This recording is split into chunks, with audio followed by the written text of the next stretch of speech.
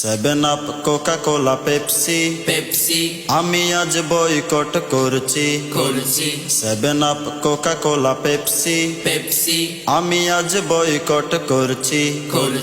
দেশীয় পণ্য কিনে হব ধন্য, দেশীয় পণ্য কিনে হব ধন্য। তোমাকেও সেই কথা বলছি, তোমাকেও সেই কথা বলছি। Seven Up, Coca Cola, Pepsi Pepsi আমি আজ বয়কট করছি।